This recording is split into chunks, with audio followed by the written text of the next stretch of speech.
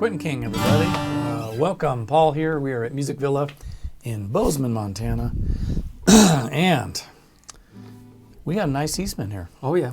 It's been a while because, gosh, I don't know. We get these in and we sell them and we kind of just lose track and I apologize. We need to do more of these. We need to do more of these Eastmans. They're just great guitars, and what a good sounding 12-string.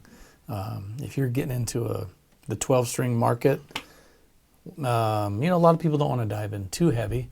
This would be a great starter. Yeah. And even above a starter, it's just a great guitar. Well, yeah, I hear what you're saying. It's like 12 strings have applications, but for most people, it's probably not a full-time primary instrument. Right? You're right. It fits great for certain songs, for certain situations, but because it's not the go-to primary instrument, a lot of folks might be hesitant to invest a ton of money in a super high-end 12-string. So what you get with Eastman, and really what I think we've seen with all of the Eastmans across all of their models, is a really great cost to value ratio. You know, the quality of the Eastmans has always been. They've punched well above their weight for how much they cost. Yeah, it's good stuff. There's actually I think I have 2 customers who are full 12-stringers. Yeah, that's it. That's what they play. All they have. I don't even think they own a 6-string. Yeah. So, anyways, what do we have here? Sapele back and side, solid wood, all solid wood on this guitar. Sapele, mahogany type thing. Spruce top, Sitka spruce top, and looks like ebony.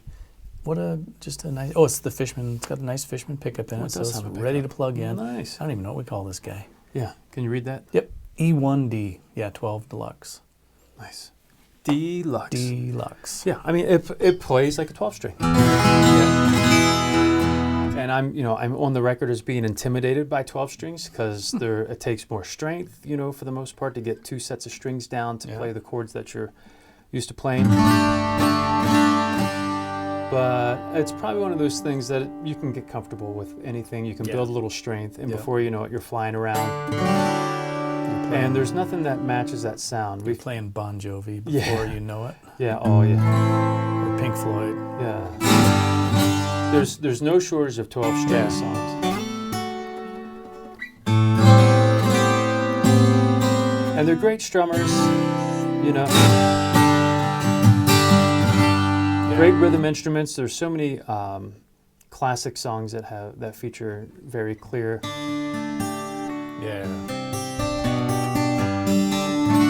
You can hit those all day, but what's nice? It's the playability is what you would expect for a good 12-string. It's not the action on this one is set up pretty nice, so there's a little bit more work than standard 6, but it's not terrible. It's not uncomfortable.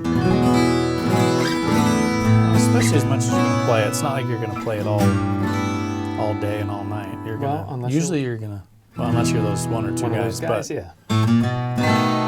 it's got a nice tone.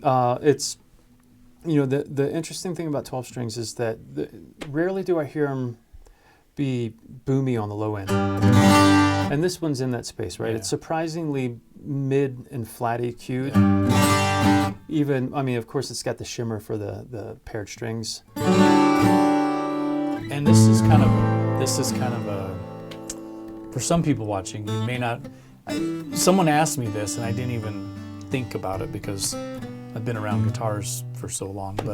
And they said, do you push them both down at the same time, or do you play them individually? And I was like, well, that's a legitimate question if you're not familiar with a 12-string guitar, because there is 12 strings. But you're not going to play the doubled up strings unless you're really good. You're not going to play those. You got to be really good to pick out just one of those. So it is just you are just pushing one string down. The other question I get is asking about the strings, and what it is the E and the B are just unison. So that is the same, and then the rest of the strings, the wound ones, tuned like a regular guitar, and then the little tiny ones that are they're actually an octave. They're tuned an octave higher.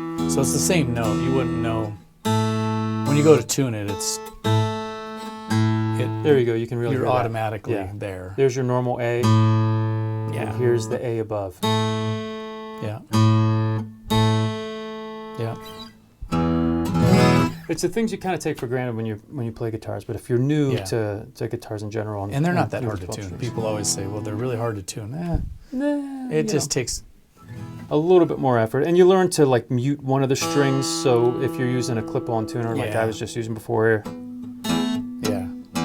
you learn to isolate so that you can make sure you're close enough. Well, that sounds good. I like it. And it's got a pickup, so that's a nice plug in, plug ready. And play.